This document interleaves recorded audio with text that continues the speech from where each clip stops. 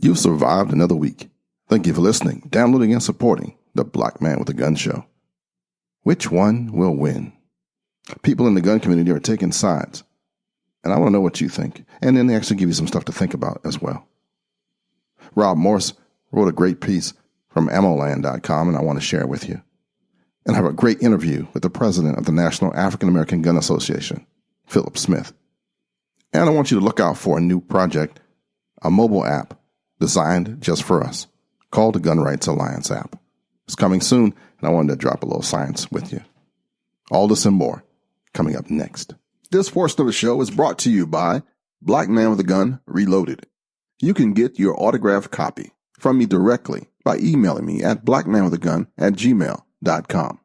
For only $20, Black Man with a Gun Reloaded is an autobiographical book about gun control, how I became a trainer, an activist, a speaker for the Second Amendment.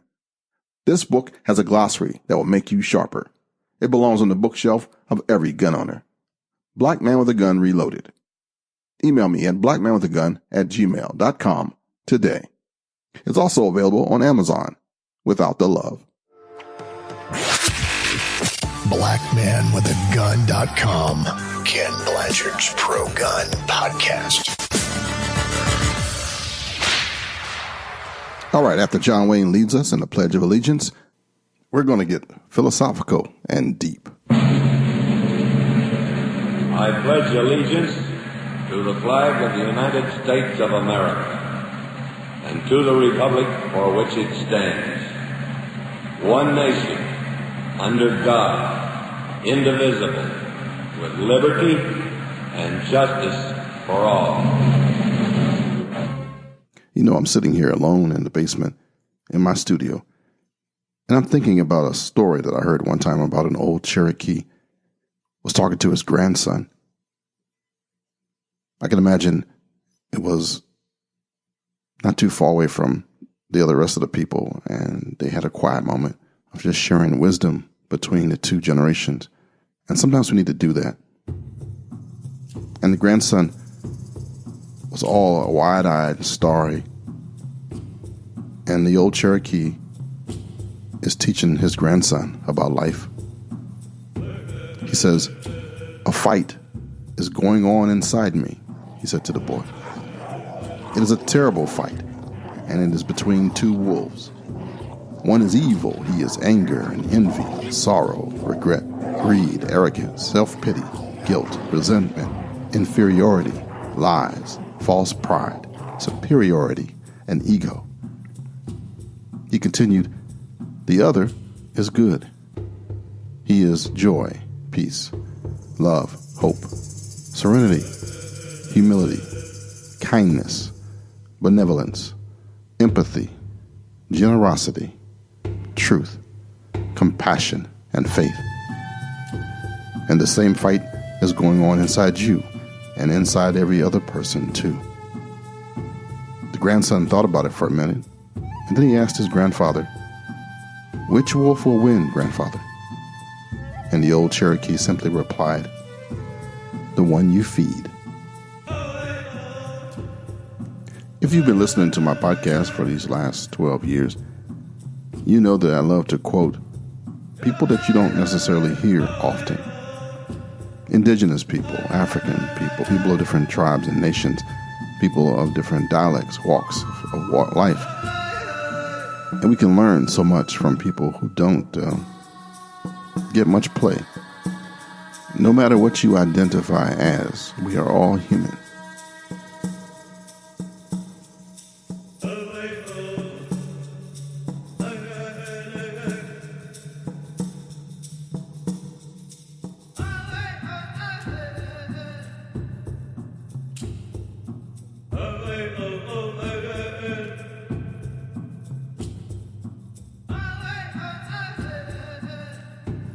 Brothers and sisters, I need to be honest with you. I've been thinking a lot about what's going on with the National Rifle Association, how the media's portrayed it, how we are portraying it, how we're talking about it, discussing it, disgusted with it, dissatisfaction with other gun rights organizations, tired of the same old stuff. And I realized that much like shooting, To be accurate, you first need to properly identify your target. We are fighting like two wolves. I've been really torn about this, so I asked a few people I consider wise, experienced, and that were in my Rolodex to kind of help me. And I need to know what you think. So at the end of this conversation, I will look forward to hearing you either on Facebook replying or just send me an email personally. You know, most of the wounds that the NRA has is self-inflicted. And then you think that those 72 board of directors would be providing some sort of oversight and helping us since they're in the inside and be more responsible. But they just become kind of political there too. And even if the NRA leadership allows the last of our dollars to bleed out of the pockets of lawyers and charlatans, even if the organization allows itself to be torn down by politicians and bureaucrats, we need to be accountable. We are still the gun lobby. There was this guy by the name of Neil Knox. He used to start off all of his speeches and stuff with, "Hello, gun lobby." And I used to look at him like, what the hell does that mean?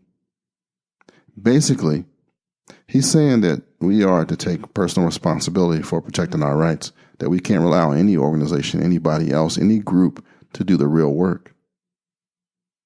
Now, in this blame everybody else, do something for yourself kind of world, if we don't start being more proactive, about being more active, about being more part of the process, we're going to get hosed.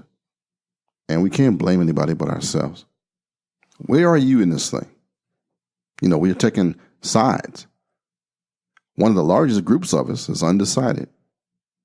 Those who don't like to fight at all. And then there's those that like to fight all the damn time. Some think this is normal, that this happens cyclically. Others think this is the beginning of the apocalypse. And then there are some that are just using it to show that they were right all along and that we need to change. But which wolf is going to win here? Which dog are you going to feed? I don't want to tell you what to do. I don't want to tell you what to think. I want you to weigh the options, weigh circumstances, weigh the truth. I ask a guy, he says, the NRA is instrumental in protecting our gun rights. No other organization has the lobbying power of the NRA because the NRA has delivered the votes. As Niccolo Machiavelli noted so many centuries ago, it is better to be feared than loved if you cannot be both. He says that he wishes that the NRA could be both, but he doesn't believe that it's possible in our present climate. And before he continues with his answer that I asked him, he says he has to clarify where he believes we stand as a culture and as a nation. My friend says he thinks we are standing and dancing on the abyss. The Democratic Party has gone bat crazy. One of the absolute tenets of faith with him is to always take people at their word. And when the Democratic Party says they want to move toward confiscation of firearms, ban semi-automatics, require background checks for ammo, put in place a Bloomberg-styled designed universal background check system designed to criminalize the things that we as gun owners do every single day. You know what? He says, I believe them. I believe them 100%. I don't think they are blustering, joking, talking without facts, feeding their base, all those clever euphemisms that we as gun owners cling to. I believe they mean exactly what they say. And I think they will indeed not hesitate to arrest us, imprison us, and necessarily load us into boxcars headed east. As he has said before, many, many times, our enemies don't hate guns, they hate us. We represent a culture that they quite honestly cannot allow to survive if they are to achieve their stated goals. All the masks are now off. Socialism and all the evils that implies is on the table. So that brings us back to the NRA. My friend says he's not a big fan of Wayne LaPierre, and Wayne LaPierre is not a fan to him. But he says, Let's take a page from two of the greatest strategists of all time, Sun Tzu and Miyamoto Musashi. Sun Tzu says, to know your enemy, you must become your enemy. And Musashi says, know your enemy, know his sword. We keep acting like we are in a debate, and as soon as our blood enemies know the facts, they'll see the error of their ways. We are at war with the enemy that quite casually says they would like us dead. My friend says that the NRA is a weapon, and it has proven to be the most important weapon we have. If you take the other 10 pro-gun organizations, add their memberships, and square that number, they would still not add up to the strength of the NRA. My friend says I don't ask for purity of my weapons. I do not need Wayne LaPierre and or the NRA to be role models for me. I need them to win. Our greatest single failure as a culture has been this obsessive need for purity. For example, if we don't unconditionally support bump stocks, a toy designed and marketed by jackasses for jackasses, for example, then, well, game over, dude. The quest for intellectual or political purity is a game for fools, he says. A cancer that eats away at the very core of the things we do to survive. Our blood enemies know this, and they play us like a violin. They divide us, or rather they allow and encourage us to divide ourselves, and they win. He pointed me to an article in Ammo Land, and I went there and stayed like too long, but I found some good stuff from Jeff Knox. It says that political power lies in the ability to impact politicians' most precious asset, the ability to be elected. Conventional wisdom says that can only be done with huge amounts of money spent on advertising, but conventional wisdom is wrong. We don't need advertising because we have the numbers we need already. All we need is for our fellow gun owners and rights advocates to stand up and get involved. Every one of us must engage in the battle, working for the candidates who are going up against the radical gun control zealots, defeating the party of gun control by working the party that isn't dedicated to taking away our guns. Except this great rising up of our culture is not going to happen, ever, he says. Why? I ask. He says human nature. Not to mention the rise of social media, Ken. How many people do we personally know think that taking a stand is writing a searing comment on Facebook or a breathtakingly to the point tweet? The majority of people will sit on their butt until their actions are too little, too late. Social media gives all this steam that might in the past have gone into individual activism or even a vote, for heaven's sake. An outlet to bleed off the pressure. Just when the kettle reaches a dangerous pressure, the steam bleeds off into a loud, absolutely useless whistle. The NRA is a magnifying glass that serves to concentrate our culture into a single blistering hot point. That is power. In the last election, he says he lost a lot of friends. And I'm going to cut that part off right there. But he says, needless to say, we no longer speak. And he stands by his comments. If you can't walk your talk today, don't tell me that. Don't worry. When the chips are down, you'll have my back. Sam Adams said it best. Crouch down and lick the hand that feeds you. May your chain set lightly upon you, and may posterity forget that you were our countrymen. My friend says he unconditionally supports the NRA. I told him that when he stood with them last week. I know for a fact that things are changing, but in any case, he says I support them. So should everyone who values their freedom more than virtue signaling. I know this is more than you probably wanted, Ken, but it is important. I'm definitely afraid of the violence in men's souls that lies in wait. My man can talk, right? He can write. And he's a pretty famous dude, but I won't disclose who it is. I was one of those guys who was thinking, all right, maybe it's time to change. Maybe I can start something myself. And on Facebook, we created our own little page. We got some stuff on Instagram. The Gun Rights Alliance, I called it. I even mentioned it a couple of podcasts ago, a couple of episodes ago. I know the evils that men do. I know the stuff that folks do here in Washington that doesn't make the news. I'm around crap all the time. I heard that the NRA spends less than $1 million on Second Amendment lawsuits. Then I thought about this new group that I was going to start. Where is my money coming from? What lobbying was I going to be doing? How effective would it actually be tomorrow for what I was building? I had to pull back a minute. I had to think about it. Yeah, I'm pissed off like you. But which wolf will be feeding?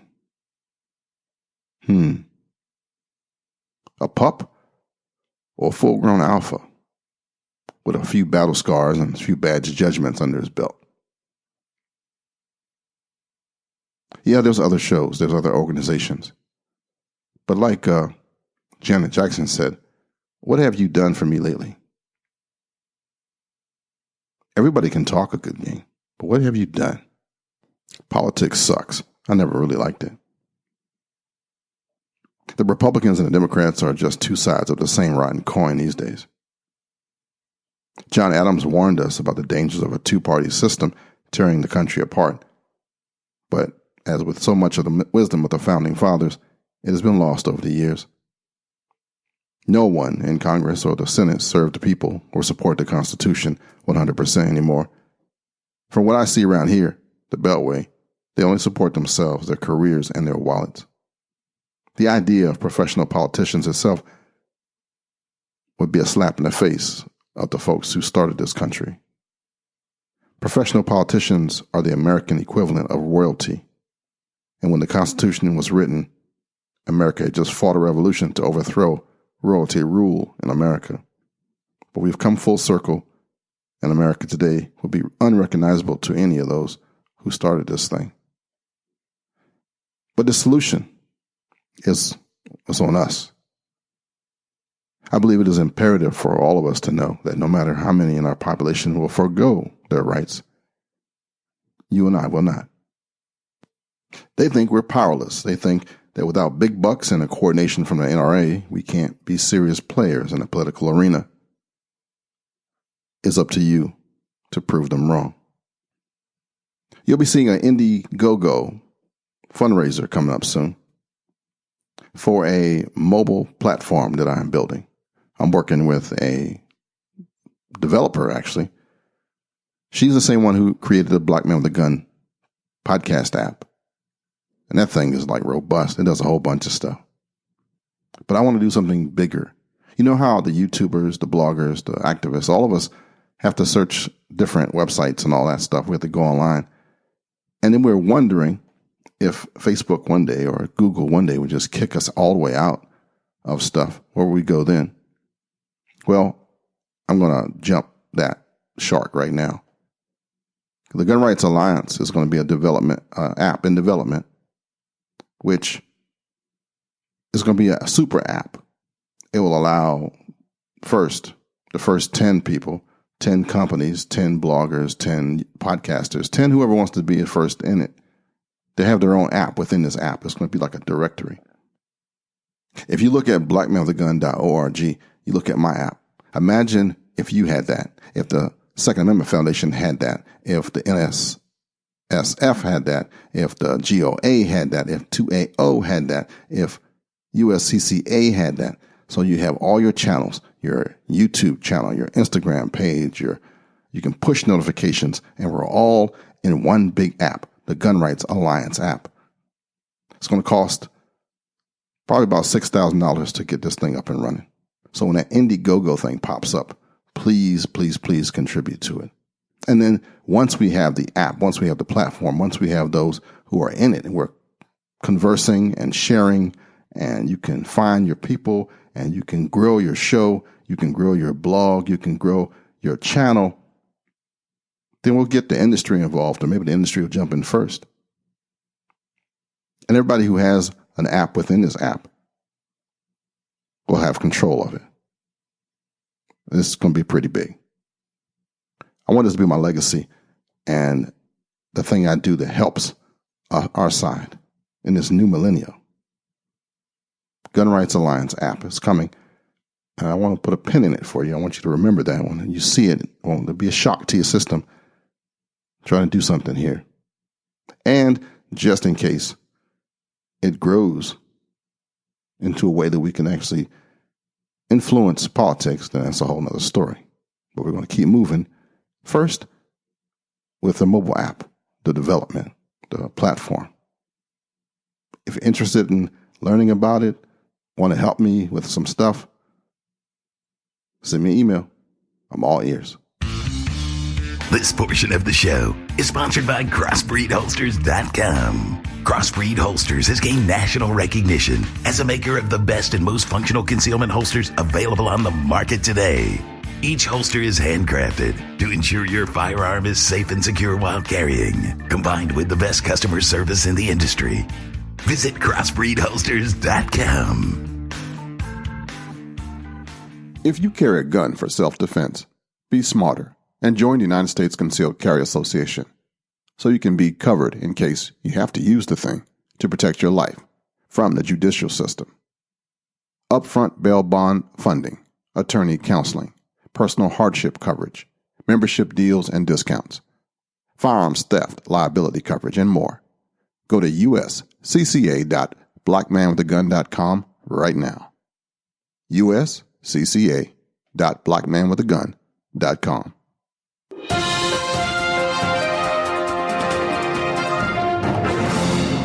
In the news this week, from ammoland.com, that is, Rob Morse wrote some really good stuff that I want to just highlight for you. He says gun control failed again in Virginia Beach, and it failed big. A disgruntled city employee quit his job and then came back to kill 11 of his coworkers. The news media and gun prohibitionists call for more gun control while ignoring all the failed gun control regulations that were in place. These gun prohibitions didn't keep us safe in Virginia Beach. The murderer passed the required background check. The background check, which looks backwards, failed to predict future behavior. Background checks never find new criminals. Local preemption means that cities can write their own gun laws that are more restrictive than state law. Virginia Beach did that, and it failed to stop this murderer. In fact, it enabled the attack. Virginia Beach declared its municipal building as a, quote, gun-free zone, and the city did not post armed guards after they disarmed their employees. We know that murderers prefer gun-free zones for their attacks because these zones disarm the intended victims.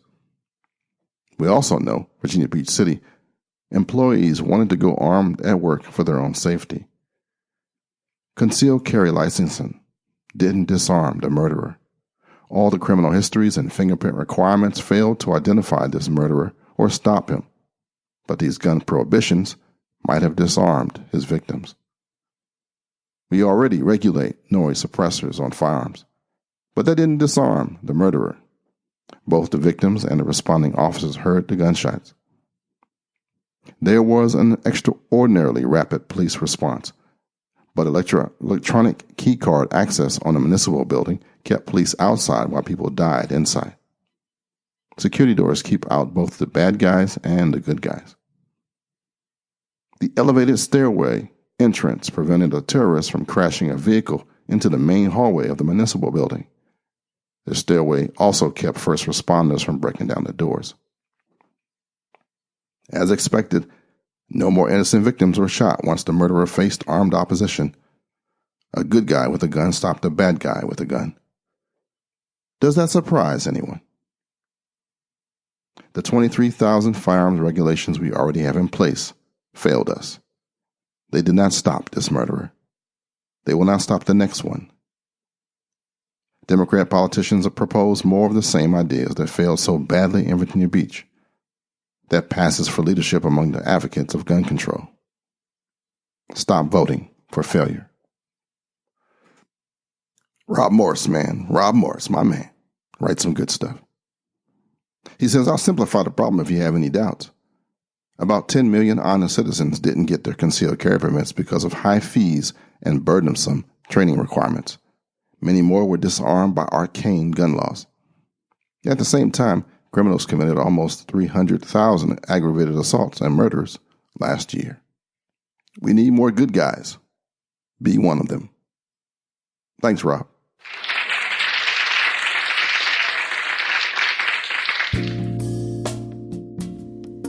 MarylandShallIssue.org. It's an all-volunteer, nonpartisan organization dedicated to the preservation and advancement of gun owners' rights in Maryland. It seeks to educate the community about the right of self-protection, the safe handling of firearms, and the responsibility that goes with carrying a firearm in public. MarylandShallIssue.org. This is the group, your group, the grassroots group in the state of Maryland. Join us, no matter where you are. MarylandShallIssue.org. I was talking to my buddy Avery Skip Hallis at Skip's Tactical Solutions, and she said, I haven't heard much about NAGA in a while. And I thought, you know what? It's time to reach out to Phil. NAGA stands for the National African American Gun Association, and it provides a network for all African American firearms owners, gun clubs, and outdoor enthusiasts. The guy is doing it the right way. Organically. Positive. I'm proud to know him. And he's my guest next on the Black Man with a Gun Show. Years ago, but he always said, son, you can go to sleep for 20 years and wake up, and there'll be a group of people that don't like you, don't even know you, don't want to get to know you. So you can have a choice in life. You can worry about these people that don't ever have any impact in your life, or you can move forward. And that's what I try to do, man. That's why I don't worry about the internet and all that other stuff, man. Just do my thing. So anyway, I'm gonna start preaching on the podium here. No, man, that's all good. And the guy that's preaching, his name is Phillip Smith. He is the president and founder, I believe, of the National African American Gun Association. Man, welcome back to the show. Hey, thanks, Ken. Good hearing from you, man. Man, what are you doing these days? What's the NAAGA doing right now in 2019? Well, we've been really blessed. I mean, from the moment I started the organization till now, where we've had just this organic growth at a community level with no marketing to growth to 35 states, 75 chapters, and well over 20,000 members. And we just are really trying to ride that wave by making some smart, strategic, decisions within the organization. Not the loudest. We're not going to be the loudest on the internet or out in the streets, but we're definitely making moves that are going to be good for the organization long term. And I think that's what I can really kind of hang my hat on. I have a really good executive team. They're all a lot smarter, a lot younger than I am, and they hold me to the fire. So I'm just really blessed to have a really good executive team around me, and more importantly, the membership that we have nationally.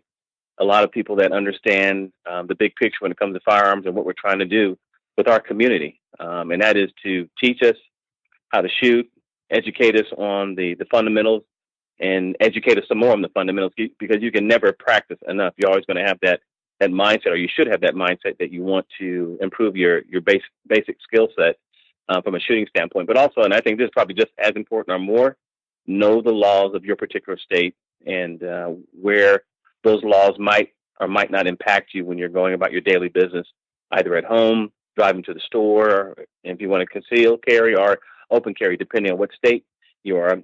You better do your due diligence. And I think our chapters nationwide do a great job in informing our members as they come through the door, regardless if you're a very experienced shooter or you're a very, what we call a newbie. You get information on what you can and cannot do on a consistent basis, every meeting. And I think that's the strength of the organization. We're really teaching people that have really, in a lot of cases, little knowledge or really no knowledge about firearms, and we teach them up, as we say, and that's something I'm really proud of.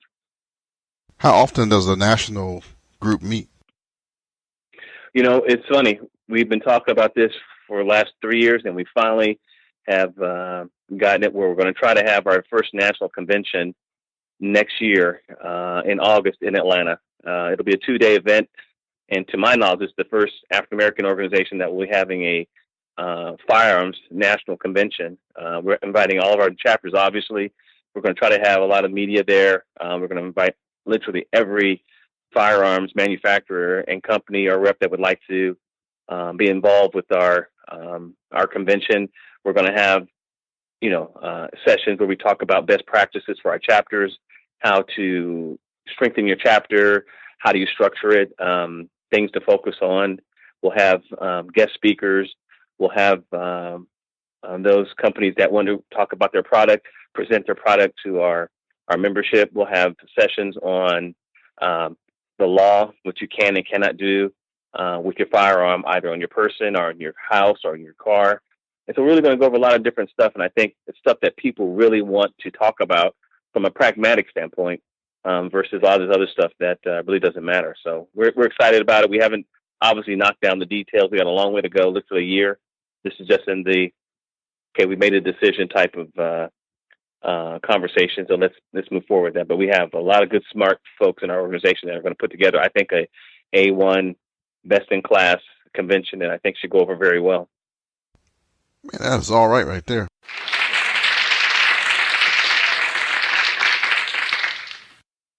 Thank you. Staying positive. Why is that important? As you know or don't know, and I'm sure you do because you've been around a number of years, there's a lot of negativity out there, just in general, regardless of what you do in life or where you're at here in the U.S. So you have to, I think, from an organizational standpoint, look at the best in the things that are out there and what you can do on a daily basis, and not to be too unrealistic, but you have to start looking at what you're doing right versus what you can do wrong.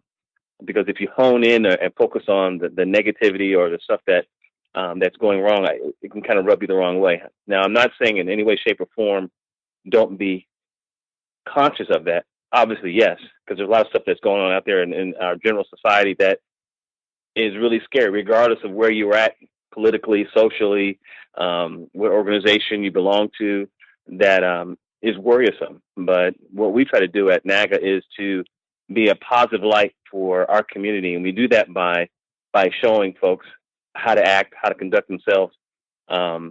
We talk about a lot of various issues, and we try to be positive about those discussions. If someone has a different point of view, we don't demonize them. We don't try to shun them. We embrace them even closer and say, okay, what's your opinion? Oh, this is my view on firearms, or this is my view on whatever the topic may be. The point in which I think is important, which really I think has made our organization a go-to organization, you can have those opinions as long as you listen to the other side of the story. My job, if I'm talking to you and you say, hey, well, Phil, I just don't think people should open carry. I think it's very dangerous. And I'll say, Ken, I disagree, but how did you come to that particular decision in your life, through your life story, that made you decide one way or the other about concealed carry? My job is, and as hard as it may be, because you might say something that I'm just vehemently against, my job, and I think what our members are really good at doing, is listening to that different voice. Even though you might be mad listening to it, as long as you're willing to listen to our perspective as well, and we have a dialogue, that's how you have some positive growth and discussions within yourself and the organization. If everyone looks like you, talks like you, walks like you, dresses like you, you're in the wrong group. And that's why I think our organization has been able to organically grow so fast, and having really wide influences, are starting to have a little depth in terms of influencing a lot of different folks based on the organizations, because that when you come to us, you can believe anything. You can be Republican, you can be Democrat, you can be Libertarian, you can be gay, straight, you can be rich, poor, you can be anything you want to be. But if you're coming to learn how to shoot a gun, you are welcome. Do we talk about different issues? Absolutely. But in either case, you are welcome in our organization. And that's something I'm very, very proud of with NAGA, because that the organization is a Big Tent organization, as I always call it, and that we have different kinds of folks that have different views, but we're all still family. And I always say, and people probably get tired of me saying this, but I'll say it again, we agree to disagree, but not disconnect. And that simply means is that if you and I have the conversation, we're not going to disconnect, even though we might get mad at one another. It might get a little heated. At the end of the day, we give each other a hug, a handshake, whatever the case may be, and we respect each other. And I think that's really missing in a lot of instances, not only on a lot of different community groups and just throughout the U.S. right now, but it needs to be kind of a mantra for other firearms organizations out there and just folks in general. Because if you respect some folks that you're talking to, that you're talking to, and I'm gonna say like them, but disrespect them, the conversation goes a lot further, and you definitely can hopefully have some kind of solutions that are going to be feasible and that have some meat to it. So that's why we've been able to be positive, kind of a beacon of light for our community. Because when folks first hear about us, they often say, "Oh, the Black organization out there that's promoting firearms. Let me check it out." And we have a wide spectrum of folks that really like what we represent from a historical standpoint, because we push the history of our community in terms of firearms, what we've done in the past. Buffalo Soldiers, Tuskegee Airmen, the 54th, Harlem Hellfighters. The list goes on and on of all these African Americans that have come to this country and have served either socially or military or both, and have done well. And we let those folks know about that history, as well as just learning how to shoot a firearm. Because let's face it, anybody can learn how to shoot a firearm, but if you don't know how you got to that point, or your people have gotten to that point, I think you kind of missed the point overall. And we've been really blessed to have folks that want to promote that image and that information and disseminate it all throughout all throughout our chapters nationwide. Man, I echo that, because I was looking at the list that you had out there, and you got guys out in Toledo, and the Onyx Gun Club, and the Robert Brown Elliott Gun Club, and NAGA Houston, and the Team Blue Eagles, the Harriet Tubman Gun Club, the Black Arms Gun Club, the Black Bottom Gun Club, Frederick Douglass Gun Club, the 761st Gun Club. Man, that's just all right to me. Yeah, and let me tell one thing. It's really important, and I have my own view that, and I've really tried to push this throughout the organization. You have to know where you've came from if you really want to know where you're going.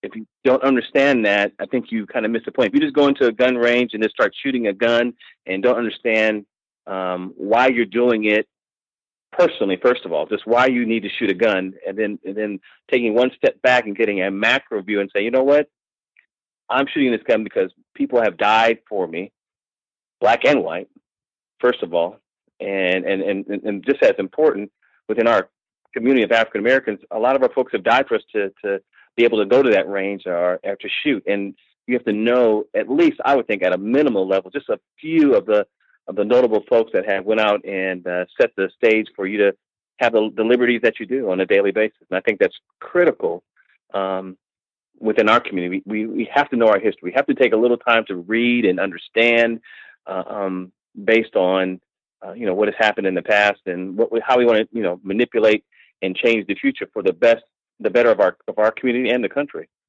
And I think that's critical. There's no silver bullet that can do that. It's going to take time. It's going to take work. And quite honestly, it's going to take some tough discussions to get us to a place where I think everybody's going to be a lot happier. But, I think without doing that, we're not going to be very successful. So I'm all about positive information, positive behavior, positive discussions. I try to avoid the people that say I can't do something. When I first started the organization, not one person said I could do it. Everyone, to the man or woman, said, Phillip, you're crazy. It's not going to work. We can't get along, et cetera, et cetera, et cetera. But 4 years later and thousands of members down the road, it is working. And we're just using our head, being strategic. And as I said before, we're not the loudest out there, but we are certainly the most strategic, and I think the most well thought out and planned. I heard that. You guys going to branch into any political advocacy, work in the local elections? That we were approached unofficially by a few politicians locally and nationally over the last, few years. And we've avoided, making any type of stance on anything, because we have, as I said before, we have a big tent organization. We have people to the left, to the right. We have people that don't care, people that are indifferent. I mean, you name it, we have it. So when you plan on making a political statement, you might offend a group of your folks. Now, I will say this, and this is just me, Phillip Smith, the single person saying this. If there are injustices that are happening to our people within the community, to me, that's a different discussion, and I'll be very specific. There were a number of African-American men applying for CCW licenses in the state of Illinois, and they were being denied. To me, that isn't a political discussion. That's a legal discussion where people are being unjustly denied. So I think at that point, we are going to say something about that in the future. And I think those are the kind of discussions and topics that we can really focus on, that we can get synergy from everybody jumping in and saying, you know what, that's not a left or right issue. That's just a American Second Amendment right. Let's all get in back that particular fight legally, and possibly finance some attorneys to represent those members that are being unjustly denied. Those are the type of topics I think we can get some collective agreement for the most part, because there's always going to be some folks that don't want to get involved with anything. But for the most part, the majority of our folks, I think, can back discussions and topics of that nature when it comes to what are we going to back? What are we going to get into beyond just shooting? Because if we're just going to shoot the gun and have fun on Saturdays and Sundays and get dressed up and we have our gear on, we have our Oakley glasses and our Glocks and SIGs and all that stuff, and look really cool, we go to the range and do all these nice little maneuvers and all that stuff, or if you want to participate in IDPA or whatever the case may be, that's great. But there's a bigger thing going on that really morphs our activities, and it's called life out there. That's going on. People are being, in some cases, shot. In some cases, people are, like I said before, being denied their right to purchase a gun. In some states, our women are being, in some portions of society, some of our women are being kind of victimized, or our community is being victimized. What are we going to do about it? What's going to be NAGA's stance on the various issues that are really, really important that everyone is kind of taking note on? Are we just going to sit back and say, okay, we have our gun club, we look cool on Saturdays, or are we going to do something else? And I would hope that our membership, our executive team, and all of us collectively decide, you know what, we're going to have a political action committee, otherwise known as a PAC, and these are the topics that we're going to focus on initially because they're important to us. Those are the kinds of things that I would hope would happen for the organization. It hasn't happened officially. We're just talking about it for the last year and a half or so. But I think it's time to make that stance, and I'll certainly do everything I can as the president of the organization, but also a member of the organization, to promote that collective agreement that we're going to do something that has some meat on it, politically. But it's a very dangerous pool that you jump into when you get into discussions of legal stuff, policy, political activity or not of various communities. So it's something you have to be very, very careful, and it's a big pool, and it's very deep. So you have to know what you're doing and be very, very strategic in what topics you approach. So hopefully we can do that. Sounds good, man. How can folks find out more information about NAGA? Yeah, there's go on the internet. We're at www.naaga.co.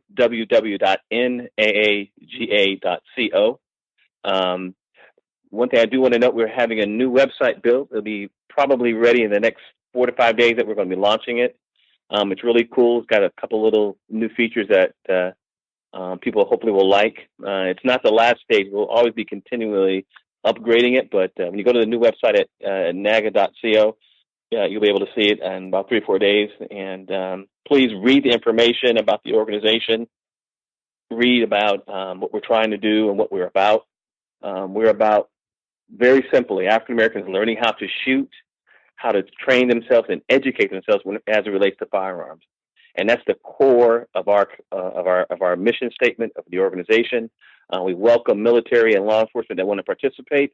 We have a very large following of ex-military and active military that are active in our organization on a national level and international, because some of these guys, when they join, they get sent overseas, but they're still members, and they send us emails and all that good stuff. So please look at the organization and tell all of your friends, whoever's listening to me right now, about the National African American Gun Association. And if you have any questions specific for me, email me at president@naga.co, and I'll be more than happy to discuss with you any topic that you want to talk about, and hopefully I can address any questions that you might have. Man, I appreciate that. I got 2 new things that I didn't even know about. One was you guys are planning that convention soon, and that there's a new website coming. So I feel like I'm actually being a pretty good news guy. I got some breaking news stuff happening here. Thank you. So appreciate you, Phil, man. I really, really, really respect you. Love you like a brother. I'm glad that you're doing what you're doing. Thank you for pushing on. Hey, I love you too, Ken, man. I appreciate everything you're doing, and thanks for having me on your show. Thank you for the time. All right. I will look forward to catching up with you again. You tell me when, and we'll got something new to pass on. I'll make sure that it gets out. All right. Thanks a lot, Ken. All right, buddy. Talk to you soon. Thanks.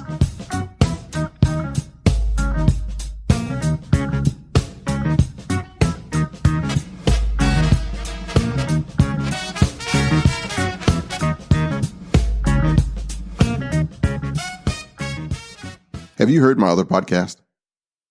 Speak Life. Proverbs 18:21 says that life and death are in the power of the tongue.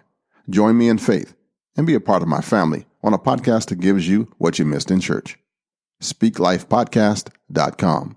Serving Jesus without boundaries. SpeakLifePodcast.com. And we're on Facebook too. SpeakLifePodcast.com. You know, podcasting is all fun and games until you get the bill. Yeah, to make this thing work, to make it smooth, to make it sound good, to make it entertaining, educational, and all that good stuff, you got to put a little work in, a little time in. I'm hoping that you appreciate me. I know there's about 26 of you that do, and I want to say thank you right now for all those who consider themselves patrons of our Patreon account. I call you my show enough supporters. You've helped me through some rough times. Thank you for continuing to support this podcast. If you want to be a show enough supporter, check out this.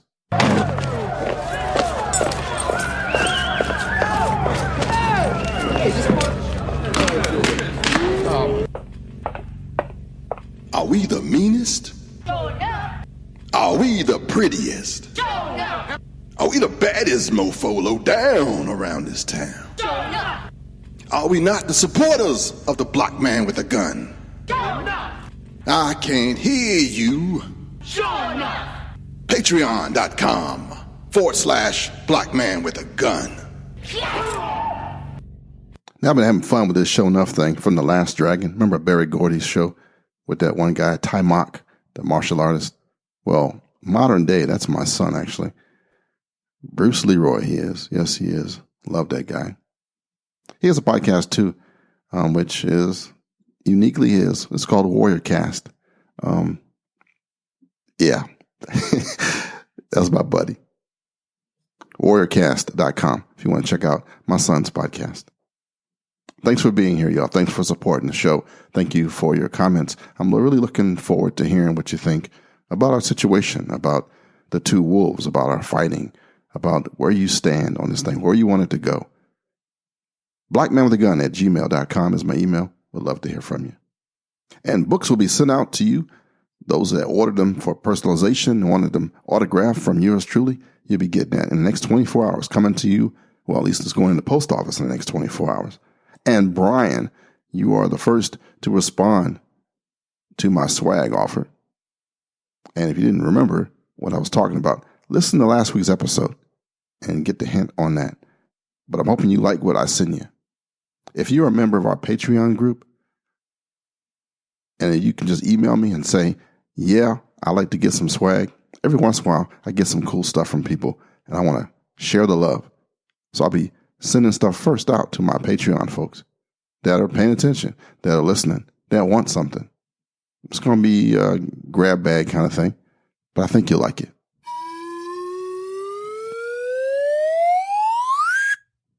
All right, that's it for this week. I want to thank Phil Smith for joining me, for thanking you for being a part of my life again. Just in case nobody has told you this today, I love you.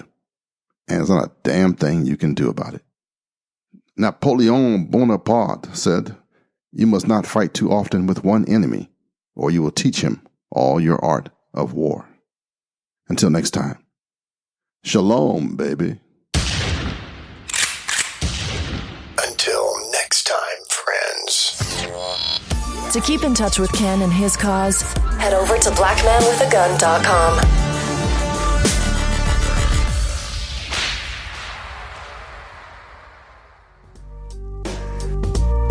Blanchard.media.